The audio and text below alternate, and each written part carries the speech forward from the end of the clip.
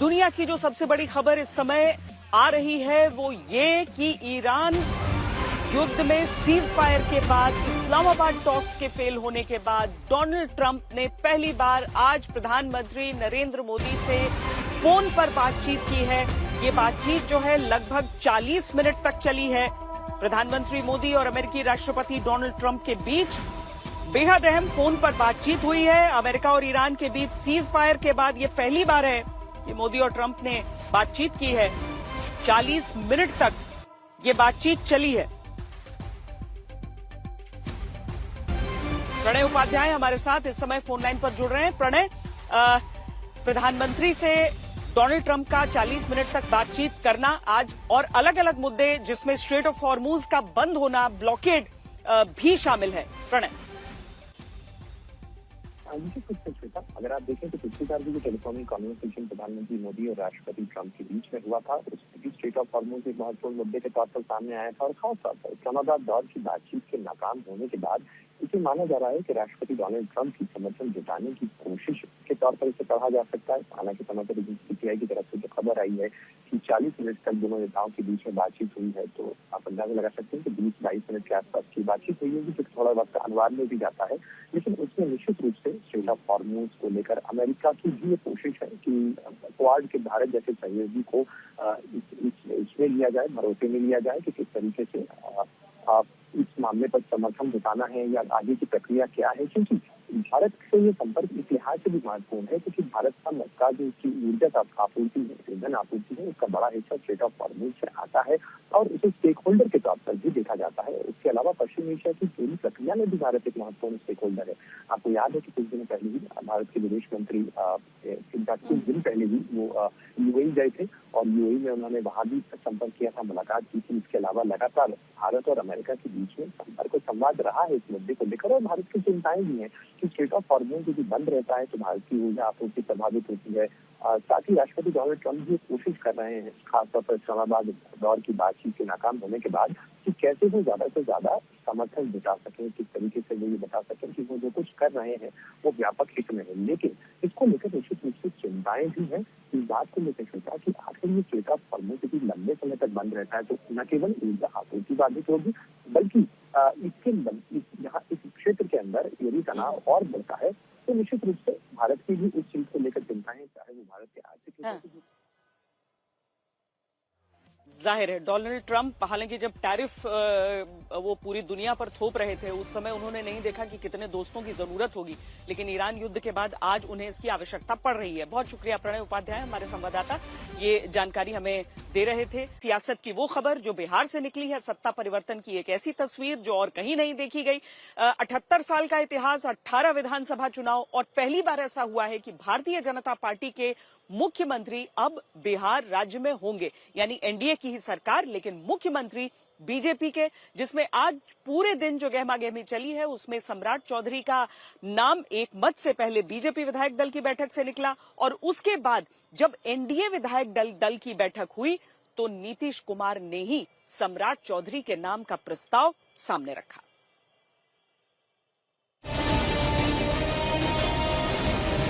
एक युग की विदाई, नए सम्राट की अगुवाई। भारत की मौजूदा राजनीति में नहीं देखा गया इस कदर आहिस्ता से हुआ सिर्फ सत्ता नहीं, सियासी युग का परिवर्तन। जहां न विधायकों की बाड़ाबंदी की नौबत आई, न रिजॉर्ट, न होटल, न बस, न जहाज वाली भागम भाग हुई, न सूत्रों की खबरों में मारामारी। अप्रैल का महीना, वैशाखी का दिन, नई फसल पककर तैयार होने की खुशियों का त्योहार। बिहार में सत्ता के सतुआन की सौगात बीजेपी के हाथ आई। 75 वर्ष, 18 विधानसभा चुनाव के बावजूद अपना मुख्यमंत्री न बना पाने का बीजेपी का राजनीतिक खरमास बिहार में समाप्त होता है। नीतीश कुमार को विदा करते तमाम चेहरों के बीच हाथ जोड़कर खड़े 56 साल के सम्राट सत्ता के नए चौधरी बनते हैं। विधानमंडल दल के नेता के रूप में सम्राट चौधरी जी सर्वसम्मति से निर्वाचित हुए हैं। बीजेपी अब बिहार में सरकार की सम्राट है और आखिरी बार कैबिनेट मीटिंग करके निकले सत्ता के वो इंजीनियर जो 20 साल तक सबके रहे, हाथ हिलाते हैं, मानो कहते हैं अच्छा तो हम चलते हैं। जनता जब तक चाहेगी काम करते रहेंगे। ये तो भाई जनता मालिक है, कोई सत्ता में आता हो मालिक नहीं है। साल 2000 में पहली बार मुख्यमंत्री बनने के बाद 7 दिन में सत्ता से विदा होने पर 2005 से 2025 तक बदलते रहे साल, आते रहे चुनाव, कभी चुनाव से पहले, कभी चुनाव के बाद, कभी आधी सरकार चलाकर ही नीतीश कुमार बदलते रहे गठबंधन, लेकिन सत्ता से बंधन नीतीश कुमार का कभी नहीं छूटा। जिस बिहार में 25 साल लालू परिवार का राज रहने पर कहा जाने लगा जब तक रहेगा समोसे में आलू तब तक रहेंगे बिहार में लालू, उन्हीं लालू के परिवार को सत्ता से उतारकर 2005 से 2025 चुनाव जीतते हुए नीतीश कुमार ने नया सियासी मुहावरा गढ़ा। राजनीति के वो आलू नीतीश बन गए जहां सबके साथ घुल मिलकर सत्ता चलाते, जिनके लिए नारा बन गया बिहार में बहार है, नीतीश कुमार है। बिहार में तो नीतीश कुमार है, बिहार में बहार है।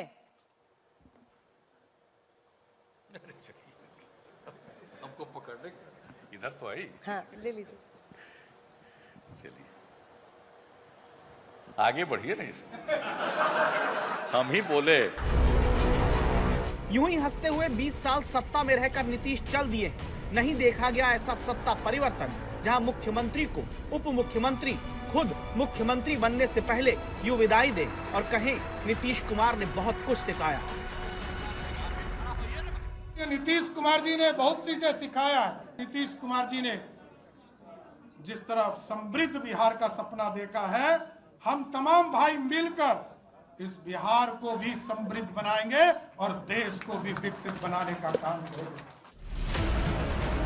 सियासत इतनी संस्कारी कभी नहीं देखी गई जहां नीतीश कुमार खुद ही अपने डिप्टी को अपनी कुर्सी सौंपने के लिए विधायक दल का नेता बनाए जाने का प्रस्ताव रखते हैं। प्रस्ताव पर समर्थन के बाद सम्राट चौधरी झुकते हैं, नीतीश कुमार का पैर छूकर आशीर्वाद देते हैं। ये गजब का सत्ता परिवर्तन है जहां बिहार में पहली बार अपने ही दल का मुख्यमंत्री बनने के उत्साह के बीच याद नीतीश कुमार को ज्यादा किया जाता है। बीजेपी का मुख्यमंत्री मन उत्साहित है या अभी एनडीए की कंटिन्यूएशन? मन उत्साहित तो है। भाजपा के मुख्यमंत्री कई प्रदेशों में हैं, आज बिहार में हो रहे हैं, लेकिन थोड़ा सा मैं भावुक भी हूं। नीतीश जी ने 20 साल तक बिहार के मुख्यमंत्री में काम किया, बिहार को विकास की ऊंचाई तक पहुंचाया, उनका भी बहुत अभिनंदन। और यही एनडीए है। श्वेता, एक पंक्ति रवि जी सम्राट चौधरी के बारे में। सम्राट जी बहुत समर्पित रूप से काम करते हैं। प्रदेश अध्यक्ष के रूप में मैंने काम देखा है, मैंने उप मुख्यमंत्री के रूप में काम देखा है, और जिस तरह से वो काम कर रहे हैं, अनुभव है, लगन है, तो बिहार को और ऊंचाई पर ले जाए। आज की राजनीति में जहां 2.5 साल के फॉर्मूले पर सहमति जताकर सत्ता पाने के बाद अपने ही दल के नेता को कुर्सी देने में ना नुकुर नेता ही करते आए, वहां ये राजनीति के विश्वविद्यालय में नीतीश कुमार का अद्भुत फेयरवेल है जहां चुनाव जीतने के महज 4 महीने में मुख्यमंत्री ने अपनी कुर्सी, अपनी सत्ता बीजेपी के सम्राट चौधरी को सौंप दी। जहां सब कुछ फेयर है, जहां सब कुछ वेल है, नए सफर पर बिहार है, बीजेपी की अब सरकार है, समर्थन देते नीतीश कुमार है। नीतीश कुमार के मार्गदर्शन में ही बिहार चलेगा। नीतीश कुमार जी ने 20 साल बिहार को आगे बढ़ाया। उनका मार्गदर्शन, उनका सुझाव, उनका सहयोग हमेशा रहेगा बिहार के हित में। जो बिहार को जो विकास के पथ पर माननीय नीतीश कुमार जी ले गए हैं, उसको और गति देंगे। बिहार में सुशासन की सरकार पहले भी थी, अब भी आगे भी रहेगी। सम्राट चौधरी वो नेता जो जब बीजेपी और जेडीयू का गठबंधन टूटा था तो उन्होंने सर पर मुरेठा बांध लिया था कि नीतीश कुमार को मुख्यमंत्री पद से हटाने के बाद ही उसे उतारेंगे। लेकिन सम्राट चौधरी वही शख्स जिसे लेकर नीतीश कुमार ही अपनी स्वीकृति सबसे पहले देते हैं कि उनके बाद वो मुख्यमंत्री हो सकते हैं। सम्राट चौधरी वो व्यक्ति जो नीतीश कुमार के साथ डिप्टी सीएम रहे, साथ साथ दोनों चलते रहे। अब आखिरकार उनका चयन हुआ है मुख्यमंत्री के तौर पर, बिहार के मुख्यमंत्री के तौर पर, जो कल शपथ ग्रहण यहां पर पटना में करने वाले हैं। और इसी के साथ मोदी राज में बिहार 7वां ऐसा राज्य बन गया है जहां पर पहली बार भारतीय जनता पार्टी का मुख्यमंत्री बनेगा। क्योंकि वाजपेयी युग से मोदी राज तक का इतिहास देखें तो अब से पहले तमाम राज्यों में पहली बार अपना मुख्यमंत्री बना लेने के बावजूद बिहार हमेशा बीजेपी से 2 हाथ दूर रह जाता रहा। 1998 में जब अटल बिहारी वाजपेयी दूसरी बार देश के प्रधानमंत्री बने तो 5 राज्यों में बीजेपी के मुख्यमंत्री थे, दिल्ली, गुजरात, राजस्थान, हिमाचल प्रदेश और उत्तर प्रदेश। 2004 में जब वाजपेयी सत्ता से बाहर जाते हैं तब भी 6 राज्यों में बीजेपी की सरकार थी, मध्य प्रदेश, छत्तीसगढ़, गुजरात, राजस्थान, गोवा और झारखंड। अटल बिहारी वाजपेयी के दौर में बीजेपी ने 5 राज्यों गोवा, छत्तीसगढ़, अरुणाचल प्रदेश, झारखंड और उत्तराखंड में पहली बार बीजेपी की सरकार बनाई, पहली बार बीजेपी का मुख्यमंत्री बना। लेकिन बिहार तब बीजेपी से दूर रहा। 2014 में जब नरेंद्र मोदी प्रधानमंत्री बने तो 5 राज्यों में ही बीजेपी के सीएम थे, गुजरात, मध्य प्रदेश, राजस्थान, छत्तीसगढ़ और गोवा। लेकिन अब बिहार के मुख्यमंत्री सम्राट चौधरी को मिलाकर इस समय देश के 16 राज्यों में बीजेपी के अपने मुख्यमंत्री हैं, जिनमें अरुणाचल प्रदेश, असम, छत्तीसगढ़, दिल्ली, गोवा, गुजरात, हरियाणा, मध्य प्रदेश, महाराष्ट्र, मणिपुर, ओडिशा, राजस्थान, त्रिपुरा, उत्तर प्रदेश, उत्तराखंड और अब बिहार शामिल है। मोदी राज में 7 राज्यों में पहली बार बीजेपी के मुख्यमंत्री बने हैं। महाराष्ट्र 2014, हरियाणा 2014, 2016 में असम, 2017 में मणिपुर, 2018 में त्रिपुरा, 2024 में ओडिशा और अब 2026 में बिहार। अपने दम पर तो नहीं, लेकिन अब सहयोगी के बजाय खुद बड़े भाई के तौर पर बीजेपी बिहार में अपना मुख्यमंत्री पा चुकी है। सम्राट चौधरी के नाम के ऐलान के साथ उत्तर भारत में हिंदी पट्टी का कोई राज्य नहीं बचा जहां बीजेपी का मुख्यमंत्री ना हुआ हो, जहां बीजेपी सत्ता की सम्राट ना हो।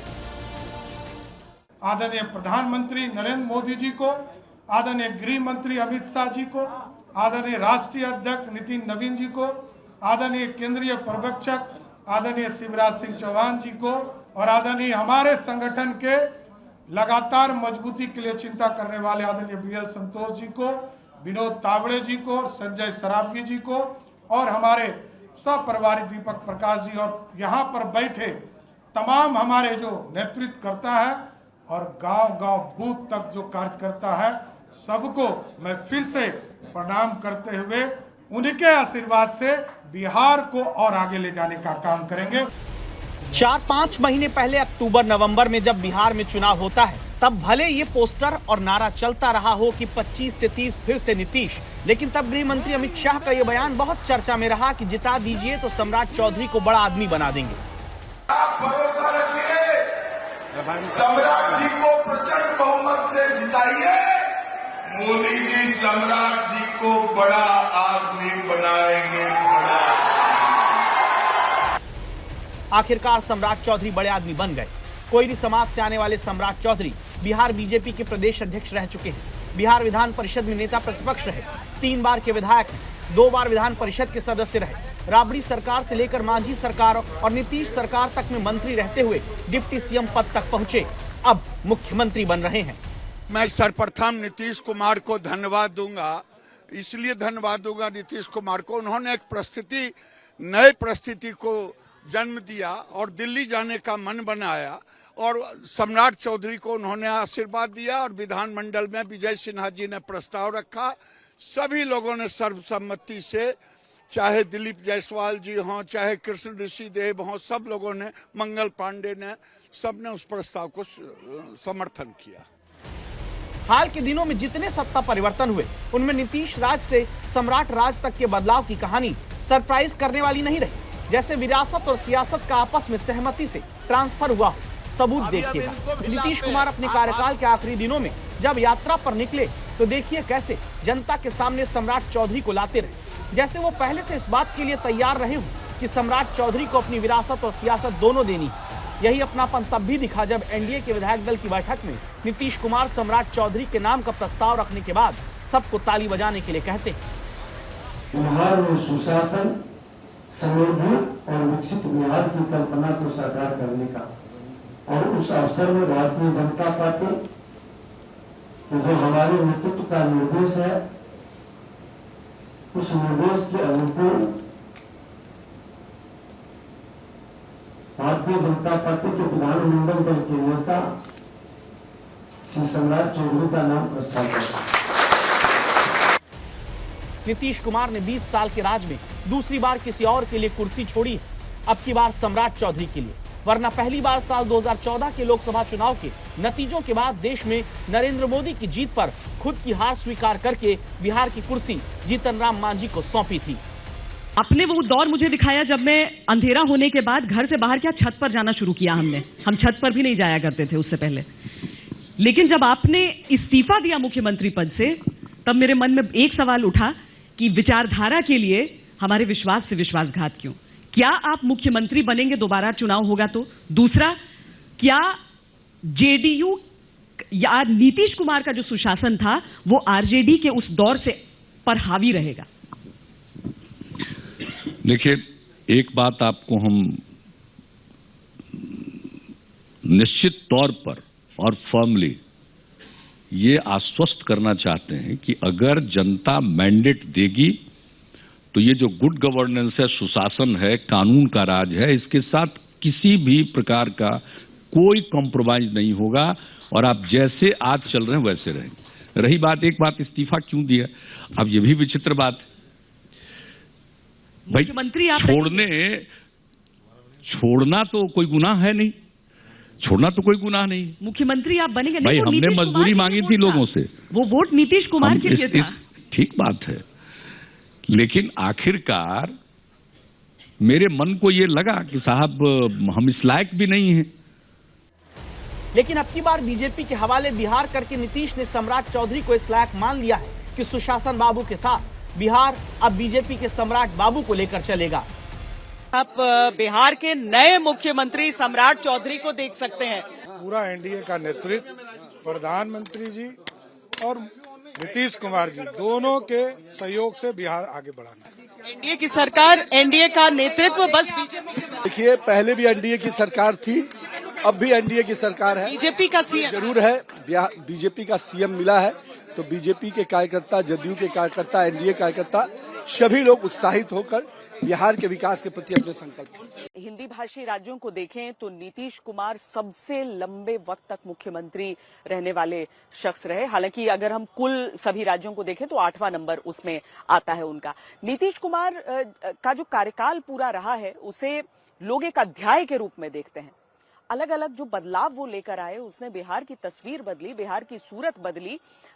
इन सब के बीच, दिन भर के हलचल के बीच, मैंने जब जेडीयू के कार्यकारी अध्यक्ष से बातचीत की, संजय झा से बातचीत की, तो उन्होंने कहा कि नीतीश कुमार होना आसान नहीं होता।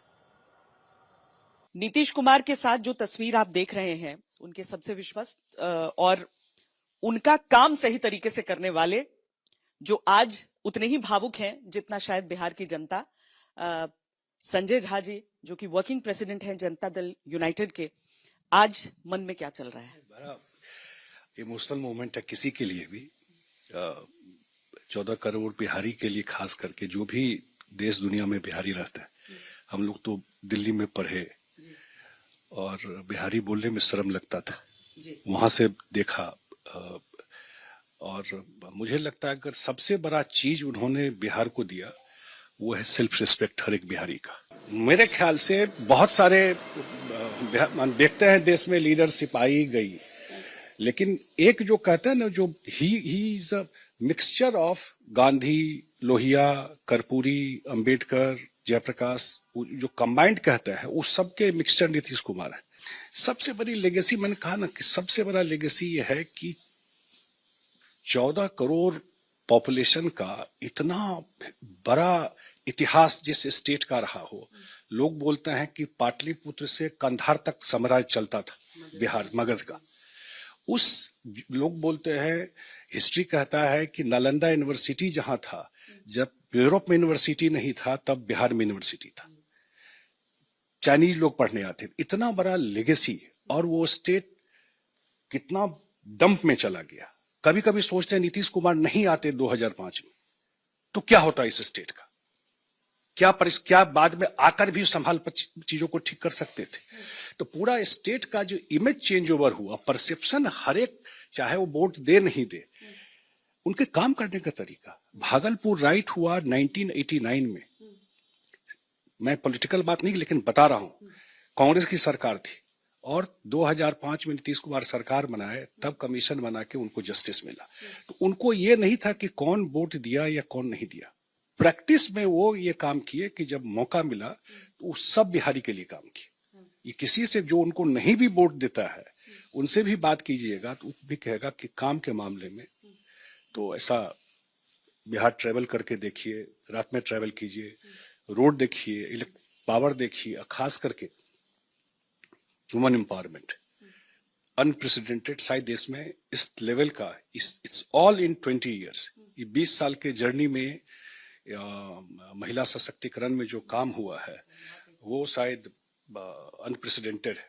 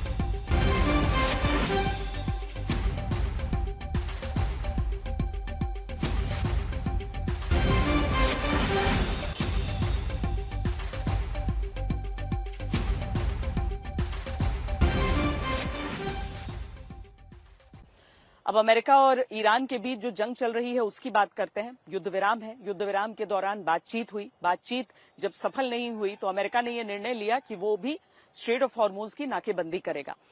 देखने में भले ही एक नपातुला कदम लग रहा हो, लेकिन क्या यहां से एक बड़ा टकराव निकल सकता है? क्योंकि चीन सीधे सीधे इसे अपने हितों पर आक्रमण के रूप में देख रहा है। अगर इस रास्ते पर चीन और अमेरिका के बीच एक छोटा सा भी टकराव हुआ तो दुनिया के लिए बहुत बड़ा रूप ले सकता है।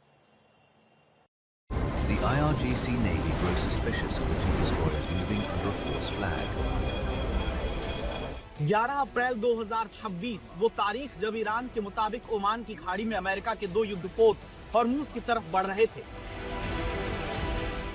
ईरान का दावा है हॉर्मुज पार करने के लिए इन्होंने अपनी पहचान तक छिपा ली, लेकिन ईरान को पता चल गया और IRGC की बोट अमेरिकी युद्धपोत की तरफ बढ़ने लगी। IRGC fast attack boats move in to intercept the 2 US destroyers. Increase speed. Iran ने अमेरिकी सैन्य जहाज को तुरंत पीछे लौटने की धमकी दी। 121, this is Sepah Navy Station.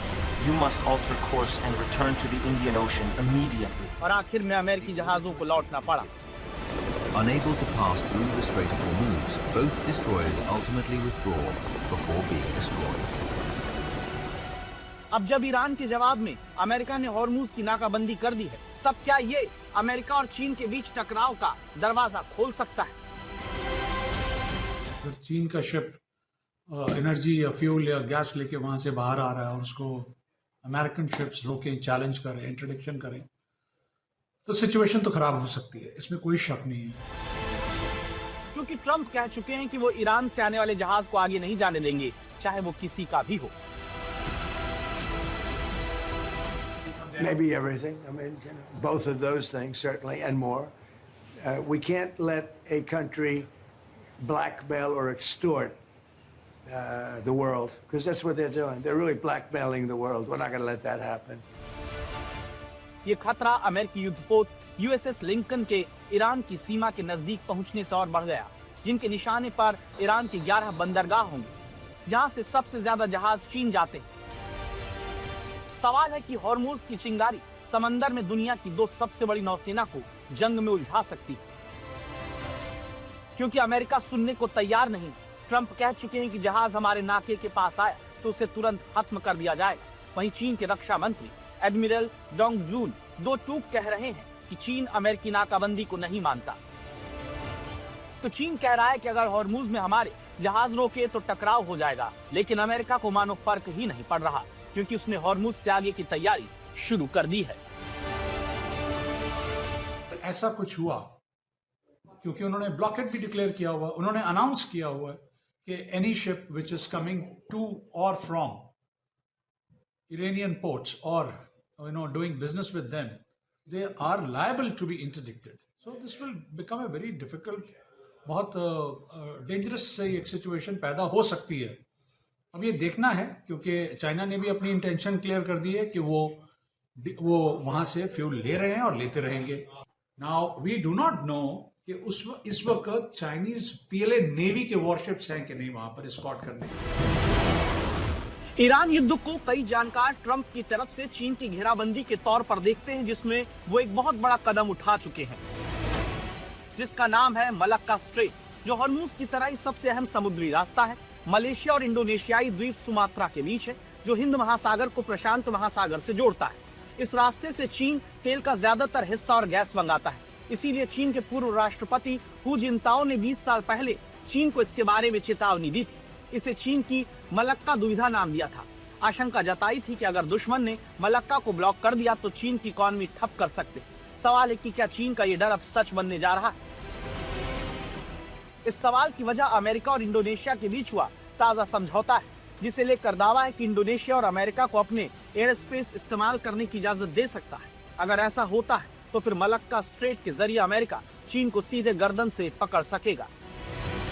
अगर चाइना यह बात नहीं मानता तो चाइना को ये मलाक्का स्ट्रेट्स में भी तंग कर सकते हैं, और may be they can stop it और मेक ए ब्लॉकेड। तो वहां का ब्लॉकेड इतना इंपॉर्टेंट, इतना इफेक्टिव नहीं होगा, क्योंकि वहां पर और 4 रास्ते हैं। We have Sunda strait, Ombai Wetar, Lombok strait and Malacca strait. तो अगर मलाक्का स्ट्रेट में अगर कुछ इश्यू है तो PLA navy can always make arrangements and escort their ships from Lombok, Sunda और अम्बाईवतार। तो वहां पर तो 4 ऑप्शंस हैं, बट यहाँ पर gulf of Hormuz, that is the Persian gulf, वहां पर कोई इलाज नहीं है। तो संकट के समय अमेरिका मलक्का को पूरी तरह से ब्लॉक कर चीन को घुटने पर ला सकता है, बिल्कुल वैसे ही जैसा ईरान ने किया। और अगर ईरान कर सकता है तो फिर अमेरिका क्यों नहीं? लेकिन सवाल ये कि अमेरिका ऐसा क्यों कर रहा है? क्या उसे नहीं पता कि इससे चीन के साथ उसका टकराव होगा? सवाल ये है कि क्या ईरान के बाद अमेरिका भी एक समुद्री रास्ते को सबसे बड़ा हथियार बनाएगा? लेकिन उससे भी बड़ा सवाल इंडोनेशिया को लेकर, जिसका चीन सबसे बड़ा कारोबारी साझेदार है। चीन की मौजूदगी हर जगह इंडोनेशिया में। ऐसे में क्या वो इलाके की महाशक्ति चीन को नाराज करके अमेरिका के साथ करार करेगा? जमीन पर अपना दबदबा बनाने की कोशिश करने के बजाय अमेरिका उन समुद्री मार्गों और स्ट्रेट पर अपनी पकड़ मजबूत कर रहा है, जिनके रास्ते चीन की आर्थिक जीवन रेखा बहती है, जिन पर शिकंजा कसकर अमेरिका की खुद को फिर से नौसैनिक महाशक्ति के रूप में स्थापित कर सकता है। लेकिन चीन ईरान नहीं। इसीलिए सवाल तो बनता है कि क्या अमेरिका और चीन के बीच अब महाजंग होगी, क्योंकि ट्रंप ने अब ईरान से सीखते हुए चीन को सीधे गर्दन से पकड़ने का मन बना लिया है।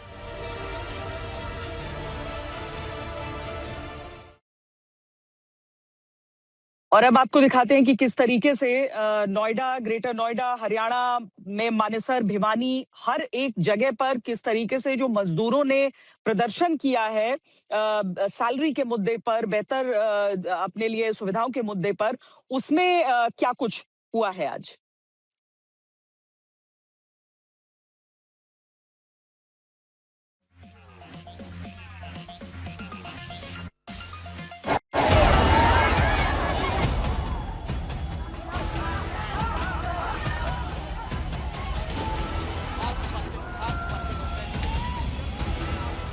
नोएडा, ग्रेटर नोएडा में मजदूरों को भड़काने वाली साजिश किसने रची?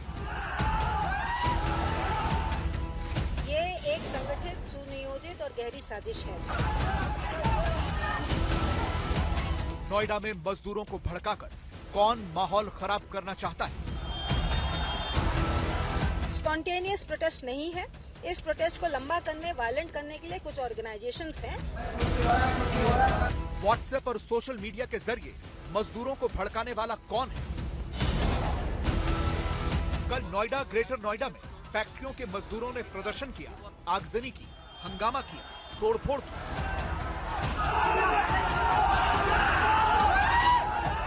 ये प्रदर्शन शांत हुआ तो आज नोएडा के सेक्टर 121 में घरों में काम करने वाली मेड्स सड़कों पर आ गई। आज सुबह यहां हाई राइज सोसाइटीज में काम करने वाली मेड्स ने न सिर्फ प्रदर्शन किया बल्कि यहां कुछ गाड़ियों में भी तोड़फोड़ हुई। मौके पर पुलिस पहुंची तो मामला शांत हुआ।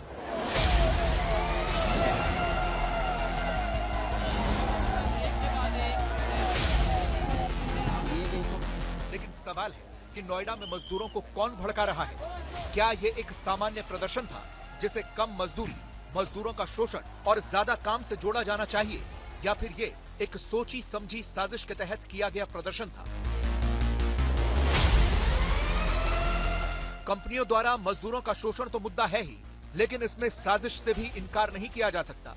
और यह हम नहीं बल्कि नोएडा की पुलिस कमिश्नर खुद कह रही हैं।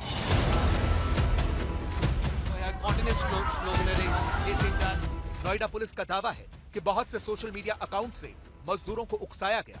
पिछले 3-4 दिनों में बहुत से नए व्हाट्सएप ग्रुप बनाए गए जिनके जरिए मजदूरों को भड़काया गया। जो मजदूर नहीं थे, जिनका मजदूरों से, उनकी संस्थाओं से कोई लेना देना नहीं था, ऐसे लोगों ने सोशल मीडिया पर उन्हें भड़काया, सड़कों पर आने और पथराव आगजनी करने के लिए प्रेरित किया। इसीलिए नोएडा पुलिस का कहना है कि ये सब एक सोची समझी साजिश के तहत किया गया। ऐसे मैसेजेस भी देखने को आए थे सोशल मीडिया पर जिसमें कई सारी भ्रामक चीजें भी थी, झूठी अफवाहें भी फैला रहे थे। तो ऐसे लोगों को आइडेंटिफाई किया गया है जिन्होंने अफवाह फैलाने की कोशिश की, लोगों को भड़काने की कोशिश की?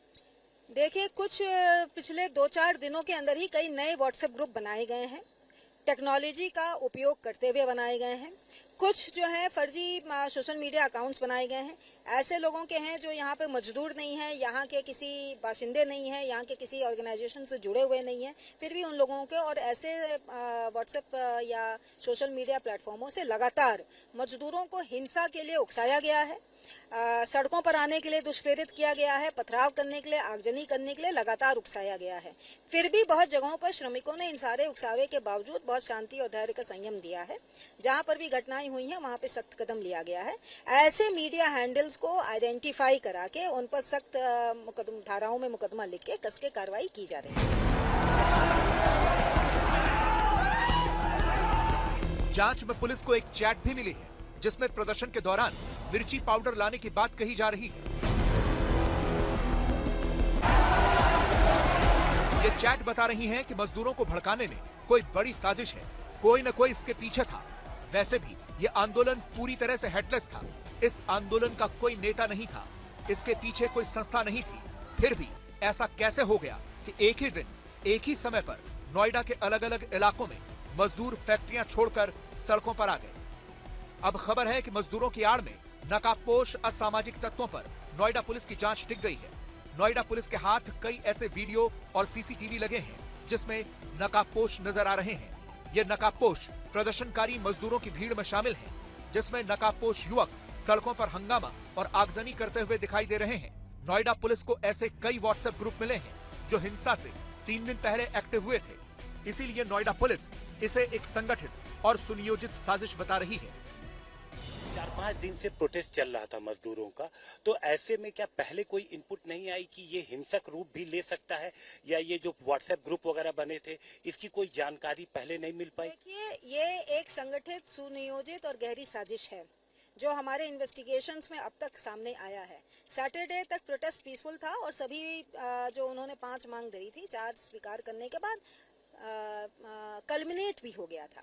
जब उसके बाद ऐसे जो इस भीड़ को उकसाने वाले जो ऑर्गेनाइजेशंस हैं या जो ग्रुप है जो काम कर रहा है, वो आने वाले दिनों में आपको उसका इन्वेस्टिगेशन में जब हम खुलासा करेंगे तो आपको नाम भी बताएंगे। जब उनको ये लगा, और ये मैसेजेस से हमने क्लियर कट देखा, जब उन्हें लगा कि संडे का दिन भी पीसफुल निकला है और आम श्रमिक जो है वो बातों से सहमत है, तब उन्होंने हताशा में आके उकसाने के लिए अपनी चीजें चालू की।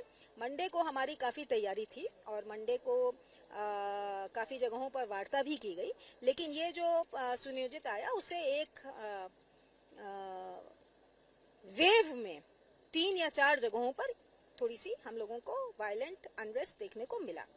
1 बजे के बाद कल जब हमारा सबसाइड कर गया था, तब एक नया ग्रुप निकल कर आया जो कहीं का लेबर नहीं है, लेकिन यहाँ की इंडस्ट्री में भी काम नहीं करता, और उसने जो है वैंडलिज्म करने की कोशिश की। तो इससे तो इतना समझ में आ रहा है कि ये स्पॉन्टेनियस प्रोटेस्ट नहीं है। इस प्रोटेस्ट को लंबा करने, वायलेंट करने के लिए कुछ ऑर्गेनाइजेशंस हैं जो लगातार पीछे से उनको उकसा रहे हैं।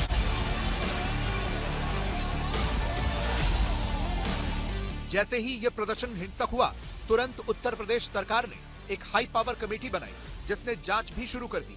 इस हाई पावर कमेटी में शामिल उत्तर प्रदेश सरकार के अधिकारी ये मान रहे हैं कि जिस गति से उत्तर प्रदेश में औद्योगिकीकरण चल रहा है, उसे रोकने के लिए कुछ असामाजिक तत्वों ने ये साजिश रची। जो एक माहौल बना है और कुछ जो हम लोग को जानकारी मिल रही है पुलिस के स्रोतों से, इंटेलिजेंस से भी, कि ये केवल श्रमिकों का ही नहीं है, उनके कुछ डिमांड्स जो जेन्युइन है, उसमें कुछ बाहरी तत्व भी, शरारती तत्व भी इसमें भड़काने का और एक प्रदेश में जो एक अच्छा माहौल बना हुआ है औद्योगिकीकरण का, उसको बिगाड़ने का प्रयास कर रहे हैं। अगर हम उत्तर प्रदेश के ही बेंचमार्क से देखें तो 2010 से 2020 में जितनी फैक्ट्रीज हमने 10 साल में रजिस्टर की थी नई फैक्ट्रीज, वो हमने इस साल 1 साल में की है। तो जो एक गति आ रही है, मोमेंटम आ रहा है, और कुछ शरारती तत्व इसको वर्कर वर्सेस मैनेजमेंट या वर्कर वर्सेस सरकार बनाना चाहते हैं। हमारा स्पष्ट संदेश है कि फैक्ट्रीज का रहना, फैक्ट्रीज का लगना होगा, तभी हम लेबर को अच्छा एम्प्लॉयमेंट दे पाएंगे। तो कुल मिलाकर यह साफ है कि मजदूरों की मांगें भले ही जायज रही हों, लेकिन उन्हें भड़काने में साजिश की गई, और अब पुलिस इस साजिश की बहुत गहरी जांच कर रही है।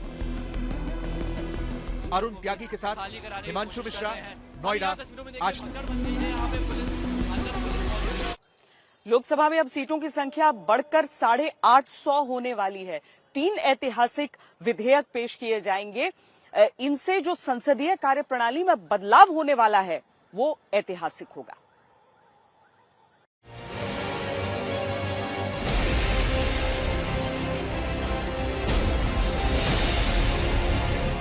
संसद में एक दूसरे पर शब्दों के तीखे बाण छोड़ने वाले नेता अगर हंसते मुस्कुराते दिखें तो वो पल खास हो जाते हैं। संदेश ये जाता है कि मतभेद होना चाहिए, मनभेद नहीं। हमारे देश की संसद एक नया इतिहास रचने के करीब है। कौन जीता, कौन हारा, किसने किया, किसने सारा क्रेडिट देश की मातृशक्ति पर। मैं गृहस्थी नहीं हूं, लेकिन पता बहुत है। प्रधानमंत्री नरेंद्र मोदी ने कांग्रेस अध्यक्ष मल्लिकार्जुन खड़गे से कहा कि महिला आरक्षण बिल को लागू करने के लिए संसद में आ रहे संशोधन विधेयक का समर्थन कीजिए। प्रधानमंत्री ने यह भी कहा कि महिलाओं के हित में आ रहे बिल का समर्थन करना हम सबकी जिम्मेदारी है। इस पर कांग्रेस अध्यक्ष खड़गे ने कहा, चर्चा करके बाद में बताएंगे। प्रधानमंत्री मोदी और खड़गे के बीच की गर्मजोशी की परीक्षा संसद में होने जा रही है, क्योंकि मामला परिसीमन पर फंस सकता है। सरकार ने लोकसभा की सीटों की संख्या बढ़ाकर 543 से 850 करने का प्रस्ताव रखा है, जिसमें राज्यों के लिए 815 और 35 केंद्र शासित प्रदेशों की सीटें होंगी। सरकार की योजना साल 2029 के लोकसभा चुनाव से इसे लागू करने की है। इस कदम से महिला आरक्षण को लागू करने के लिए नए सिरे से परिसीमन की प्रक्रिया शुरू करने का रास्ता साफ होगा। सरकार संविधान संशोधन में ताजा जनगणना के आधार पर परिसीमन वाला हिस्सा हटा रही है, जिससे बिना जनगणना पूरी हुए 2011 की जनसंख्या के आधार पर सीटों का परिसीमन होगा। संसद और राज्य की विधानसभाओं में महिला आरक्षण से जुड़े 33% के कोटे के प्रावधानों में संशोधन करने और 2011 की जनगणना के आधार पर निर्वाचन क्षेत्रों का परिसीमन करने के लिए विशेष सत्र बुलाया गया है। विपक्ष के तेवर से लगता है कि महिला आरक्षण के वो खिलाफ नहीं, लेकिन परिसीमन पर साथ मिलना मुश्किल है। कांग्रेस की मांग है कि जनगणना होने के बाद ही सीटों का परिसीमन हो, वहीं महिलाओं के लिए भी ओबीसी का आरक्षण लागू हो। 2023 में जब नारी शक्ति वंदन अधिनियम आया था, तब भी सभी दलों ने सर्वसम्मति से इसे पास कराया था।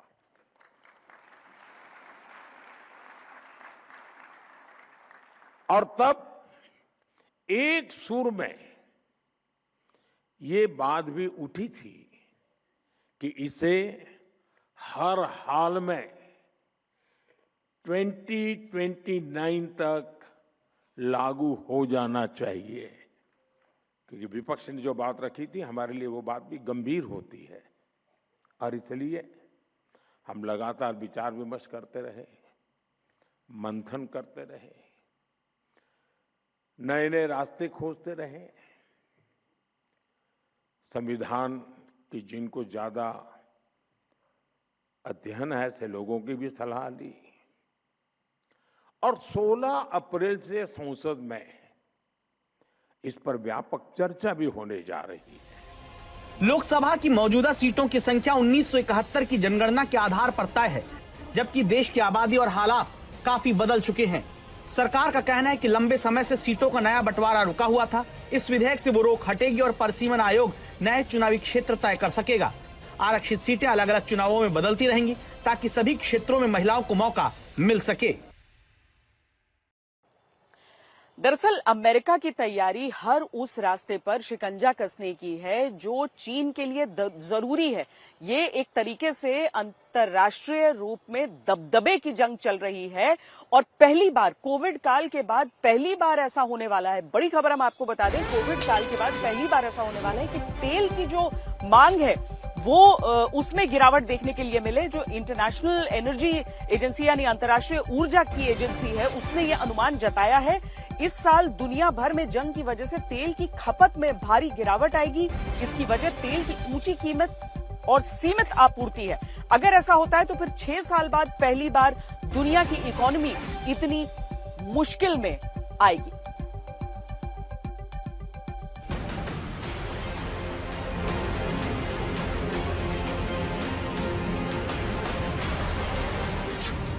पहले वेनेजुएला, फिर ईरान और अब मलक्का स्ट्रेट, तीनों जगह अमेरिकी कार्रवाई बता रही है कि चीन ही उसके निशाने पर है। ट्रंप की कोशिश चीन पर लगाम लगाने की है, लेकिन सवाल चीन को लेकर है। वो अमेरिका की इस चुनौती का सामना करने को कितना तैयार है, उसकी क्या तैयारी है, क्योंकि चीन ट्रंप की तरह बड़बोला नहीं, दुश्मनों के खिलाफ चुपचाप तैयारी करता है, खासकर समंदर में।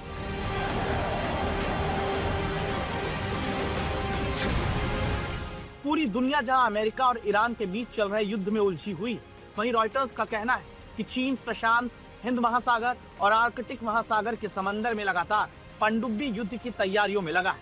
स्टारबोर्ड मैरीटाइम इंटेलिजेंस की रिपोर्ट कहती है कि चीन ताइवान स्ट्रेट अमेरिका के करीब गुआम द्वीप और हिंद महासागर में अमेरिका के खिलाफ अपनी क्षमताएं बढ़ा रहा है, वहां तैयारी कर रहा है जहां अमेरिका से युद्ध हो सकता है। इनमें सबसे अहम ताइवान है, जिसे चीन अपना हिस्सा मानता है, हर हाल में चीन में मिलाना चाहता है। जिनपिंग तो इसे लेकर कसम खा चुके हैं, लेकिन चीन जानता है कि ताइवान पर कब्जे की लड़ाई आसान नहीं होगी। जापान से लेकर अमेरिका तक ताइवान के समर्थन में चीन के सामने खड़े हो जाएंगे, जिसे लेकर चीन वर्षों से तैयारियों में जुटा है। हाल के कुछ वर्षों में चीनी अनुसंधान जहाजों ने प्रशांत, हिंद महासागर और आर्कटिक महासागर के क्षेत्रों की मैपिंग की है। चीन की नौसेना की इस गतिविधि को विशेषज्ञ चीन के सबमरीन ऑपरेशन से जोड़ते हैं। समुद्री सेंसर से लैस डोंगफोंग होम 3 जहाज अक्टूबर 2024 में जापान के पास देखा गया। मार्च 2025 में इंडोनेशिया और श्रीलंका के बीच के जल क्षेत्र को पार किया और मलक्का स्ट्रेट के पास से गुजरा, जहां से उसका 80% ऊर्जा आयात होता है। चीन से जंग में अमेरिका गुआम द्वीप का इस्तेमाल लॉन्च पैड के रूप में करेगा। इसके अलावा फिलीपींस में अमेरिकी सैन्य अड्डा है, जिन पर चीन की नजर है। चीन के खुफिया जहाज की ये तैयारी अमेरिका के साथ जंग में अपनी पनडुब्बियों को अधिक प्रभावी ढंग से तैनात करने में सक्षम बनाएगा। साथ ही दुश्मन की पनडुब्बियों का पता लगाने और उन पर नजर रखने की उसकी क्षमता में भी सुधार होगा। चीन की कोशिश समंदर के पानी के नीचे के वातावरण को समझने की है, ताकि जंग के दौरान उसे पता रहे कहां समुद्री केबल है, ताकि पनडुब्बी युद्ध में आसानी हो। तो ये बहुत ही एक सोची समझी चाल है चाइना की, पीएलए नेवी की। वो चुपचाप से अपने रिसर्च वेसल्स भेज देते हैं, 5-5, 6-6 रिसर्च वेसल्स इंडियन ओशन में होते हैं, अंडमान सी में होते हैं, वेस्टर्न पैसिफिक में होते हैं, साउथ चाइना सी में होते हैं। एंड दे कीप, ये सिर्फ ओशन का डाटा कलेक्ट करते हैं, टेम्परेचर कलेक्ट करते हैं कि कैसा वहाँ पर टेम्परेचर और कौन सी सतह, मतलब पानी से कितना नीचे जाके सबमरीन डिटेक्शन बहुत ही ज़्यादा डिफिकल्ट हो जाती है। और उनके पास they have adequate number of submarines and should push come to shove, तो ये लोग डिप्लॉय करेंगे और इफेक्टिवली डिप्लॉय करेंगे। और हमें मालूम है, हमें संज्ञान है इन बातों का। भारत समेत पूरी दुनिया के लिए चिंता की बात यह कि जब अमेरिका और चीन जैसी सबसे बड़ी ताकतें आमने सामने आती हैं तो असर सिर्फ समंदर तक नहीं रहता बल्कि पूरी दुनिया उसकी चपेट में आ जाती है। सवाल है कि क्या अब हालात धीरे धीरे उसी दिशा में बढ़ते दिख रहे हैं जहां ईरान पीछे छूट सकता है और सामने सीधी तस्वीर अमेरिका और चीन की बन सकती है, क्योंकि अमेरिका ने मलक्का में चीन की सप्लाई को जब चाहे बंद करने के लिए इंडोनेशिया से समझौता कर लिया है। ऐसा कुछ हुआ तो फिर ये तो स्नोबॉल हो जाएगा, दिस विल नाउ बिकम, बहुत ज्यादा फैल जाएगा, ये गड़बड़ हो जाएगा and this will lead into something which nobody can predict and speculate right now कि क्या होने वाला है। तो ये जो चीजें हैं, ये अगर ये स्पेकुलेशन के एरिया में रखी जाए तो ठीक है, but I am sure China, US सब ने ये कैलकुलेट करके रखा होगा अगर ये एस्केलेशन लेवल पे चला गया तो क्या करना है। इस समय की एक और बड़ी ब्रेकिंग न्यूज आपको हम बता देते हैं। ईरान के सर्वोच्च नेता के जो सहायक हैं, जो सलाहकार हैं, उनकी तरफ से अमेरिका को लेकर एक बड़ा बयान आया है। स्ट्रेट ऑफ हॉर्मूज की जो नाकेबंदी अमेरिका की तरफ से की जा रही है उसको लेकर ये बयान दिया गया है। उन्होंने कहा है कि हॉर्मूज स्ट्रेट की नाकेबंदी से कोई फायदा नहीं होगा, बल्कि इस